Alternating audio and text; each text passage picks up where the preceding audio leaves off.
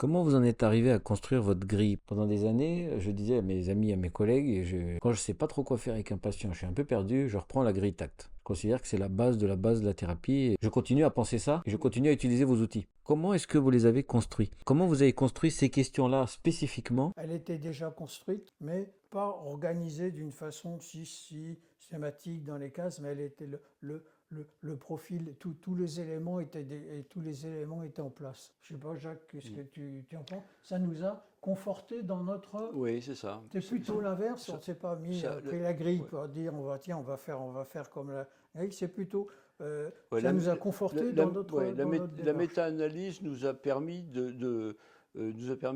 comment dire, d'écrire ces trois items qu'on connaissait déjà, finalement qu'on pratiquait déjà, mais on leur donnait pas ce nom-là. C'est-à-dire établir une relation de qualité et la maintenir pendant toute la durée de la thérapie, avoir une définition commune du problème et promouvoir le changement. Ça nous a permis de faire de mettre des cases, quoi, finalement, de la rendre un peu plus structurée, si on veut. Mais autrement, dans la grille TACT, on retrouve essentiellement tous les outils dont on s'est servi pendant 40 ans ou 45 ans et qui ont marché. C'est tout, les outils qui ont marché depuis 40 ou 45 ans. On retrouve des outils et tel qu'elle est organisée, effectivement, il n'y a pas de, alors c'est très à la mode comme expression, il n'y a pas de trou dans la raquette. C'est-à-dire la technique, la grille TACT permet qu'il n'y ait aucun trou dans la raquette. Si on la déroule tranquillement et si on suit bien le plan, il n'y a pas de trou dans la raquette. Voilà. Donc dans un premier temps, on va avoir établir une relation de qualité, et ça passe par le corps, ça passe par la synchronisation, et puis ça passe par la synchronisation verbale, le ton, reprendre les mots du patient, etc.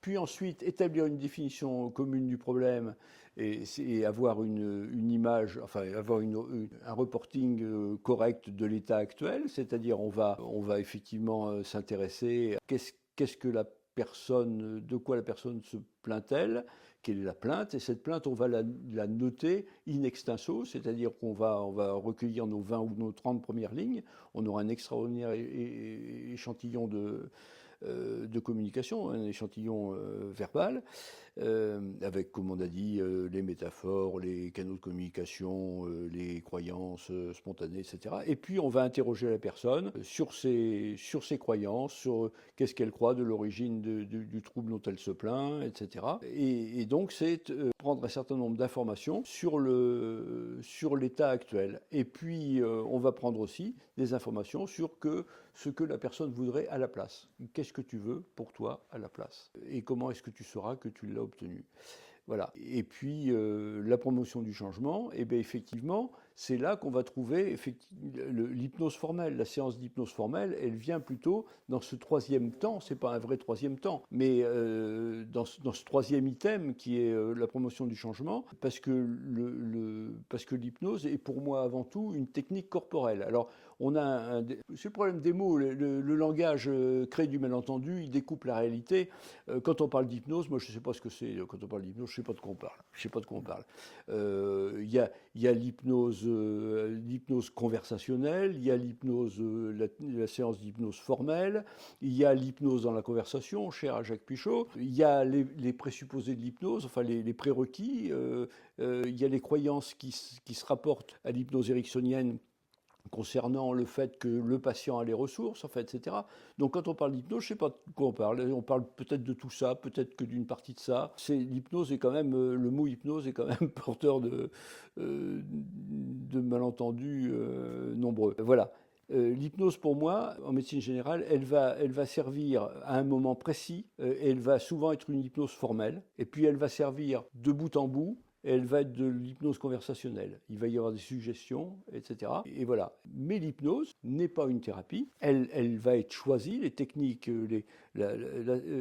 l'existence de la séance ou pas, et de quel type de séance, et de quelle nature, et ce qui va être dit pendant la séance, va être complètement dépendant du reste, c'est-à-dire ça va être dépendant de ce que j'aurais recueilli par exemple de la plainte. Il n'y a pas une hypnose de l'énurésie, ça n'existe pas. Il y a une hypnose de l'énurésie du petit Alexandre. oui, voilà. Mais c'est à ce moment-là, il faut que tout soit déroulé comme ça et c'est donc quelque chose de très individualisé. Et la grille TACT permet une individualisation de la communication comme aucune autre technique ne le permet à ma connaissance. Ce que je voudrais revenir, ça me fait penser pour TACT, a été, je pense, moi, dans ma connaissance, une des premières thérapies qui a privilégié les techniques de soins, la stratégie, prenons ce mot de soin, à l'hypnose. Pourtant, on avait appris l'hypnose. Mais d'emblée, ça nous apparaît évident d'insister sur les techniques de changement, sur ce qui provoquait le changement dans la communication.